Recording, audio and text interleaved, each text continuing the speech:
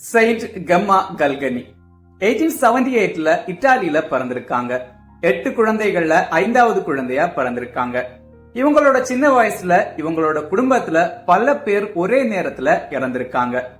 இவங்களோட 2 சகோதரிகள், இவங்களோட தாயார், குருப்பட்டம் படிச்சிட்டு இருந்த இவங்களோட சகோதரர்னு 4 பேரு ஒரே கட்டத்துல இறந்து போயிருக்காங்க. கம்மா புனித சிட்டா சகோதரிகள் நடத்தின கத்தோலிக்க உறைவிட பள்ளியில கல்வி கற்றிருக்காங்க. பிரெஞ்சு, எண்கணிதம், மியூசிக் ஆகிய துறைகள்ல சிறப்பாவே செயல்பட்டிருக்காங்க.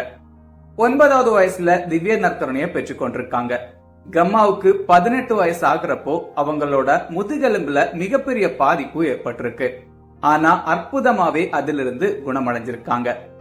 கம்மா குணமடைகிறதுக்கு வணக்கத்துக்குரிய வியாகுலானேன் கப்ரியேல் மற்றும் புனித மார்க்கட் மரியா அலோகோக் இவங்களுக்காக இயேசுவின் திரு இருதயத்திடம் பரிந்து பேசினதுதான் காரணம்னு கம்மா சொல்லியிருக்காங்க.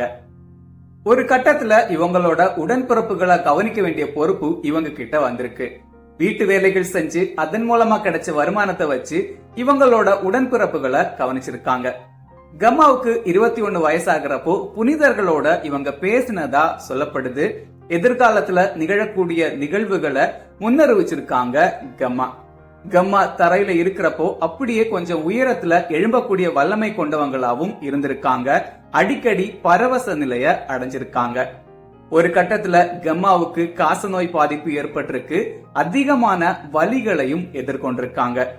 இறுதியா 1903ல இறந்து போயிருக்காங்க கம்மா.